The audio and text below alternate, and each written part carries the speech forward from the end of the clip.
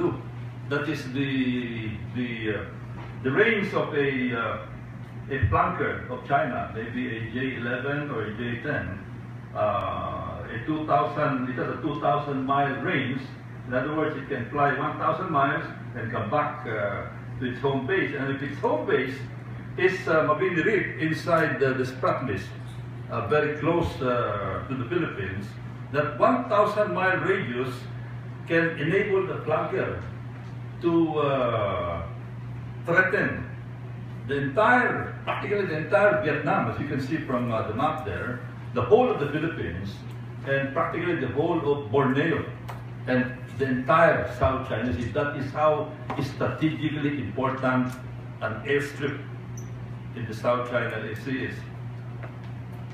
And I mention again all these ongoing land reclamation projects in the South China Sea. And you can see from the map that all of them are much closer to Palawan, our big island, than Vietnam, than Malaysia, and more so than China. We are the ones who are going to be directly affected by this, but it is not only the Philippines that will be affected. It will affect the balance of power, and it will affect the security and economy of other countries like Taiwan, South Korea, Japan, and of course, the United States, which as a superpower must have control of all the oceans of the world. When I attended a meeting late January in Japan, we talked about the changing maritime architecture, maritime security architecture in the Pacific area.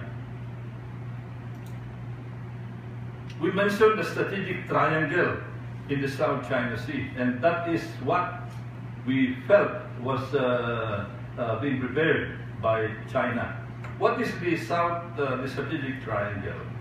The north corner of the triangle is the Paracels. It is already fully occupied and fully equipped by China. They have an air base there, close to Hainan. And the second point of the triangle is the cluster of reefs that are undergoing reclamation now, particularly Johnson South Reef and Fiery Cross Reef. And when that is completed, they will go to the third point of the triangle, and that will be Scarborough Shoal, which China grabbed in April 2012. As mentioned earlier, this has been the fishing area of Filipino fishermen for hundreds of years. It's called Baho de Masinloc.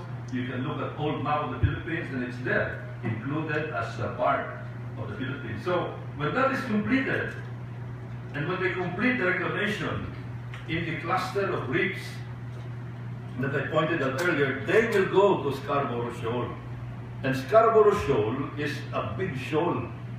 I don't have a picture here, but I'd like to tell you that the area of the lagoon in the shoal is as big as the biggest city of the Philippines in Metro Manila, Quezon City. We are inside Quezon City. You can travel an hour and still be in Quezon City.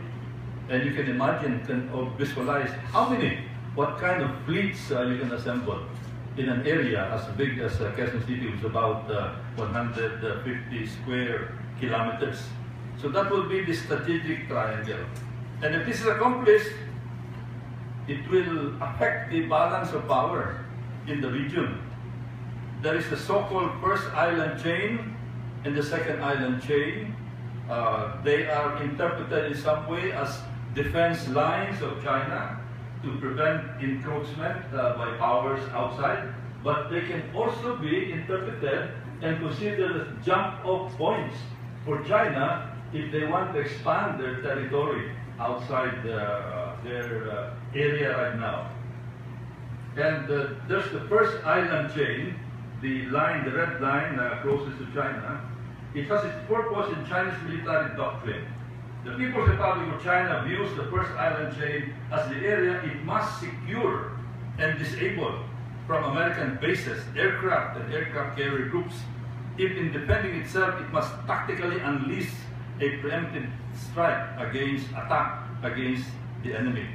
And right now, in talking of the first island chain, you're talking of the Paracels, which is a little part. You're talking of Hainan, and we're talking of the Chinese mainland. So you can imagine what would happen if they complete the airstrips in the reclamation areas going on right now. That would put them a lot closer to the first island chain. The aim of the doctrine is to seal off the Yellow Sea, South China Sea, and East China Sea inside an arc running from the Aleutians all the way to the Alaska area in the north to Borneo in the south. According to reports by American think tanks, by 2020, China will be well on its way to having the means to achieve its first island chain policy. The dragon's new teeth, a rare look inside the world's biggest military expansion, and as I said, the reef reclamations are very much a part of the first island chain. Then they can go to the second island chain that goes all the way to Guam. And if you look at the geography here, the Philippines is both a barrier that would prevent China from going out of the first island chain if they want to project their power outside the China Sea area. The Philippines can be a barrier. But depending on the position of the Philippines can also be a gateway. If, let's say, for some reason, the Philippines decides, we don't know.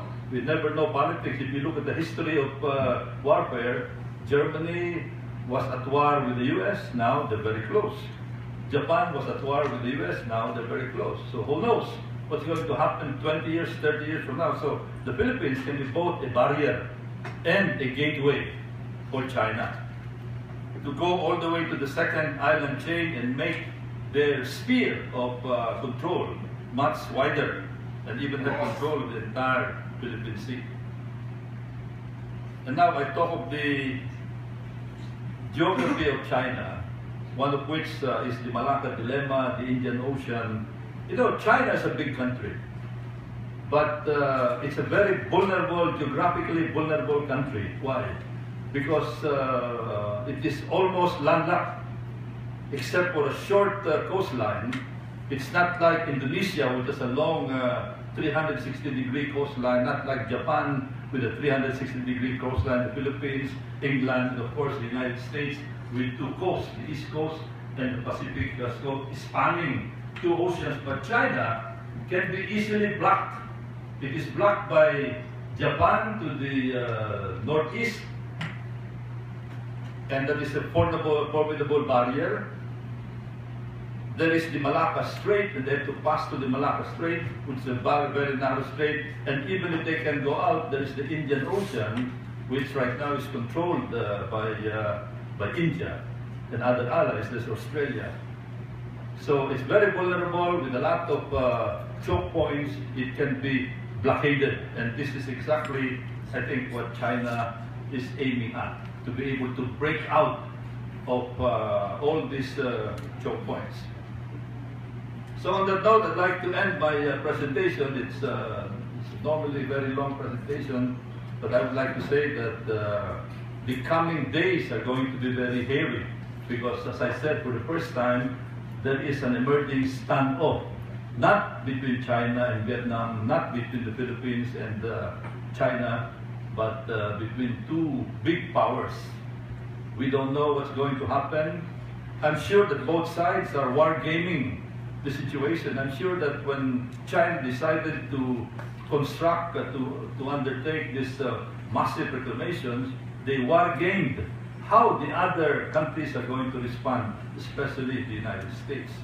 And I'm very sure that right now, the US strategists are also wargaming what China would do, just in case they decide to make good their proposal to position ships and overfly with their aircraft within the 12 nautical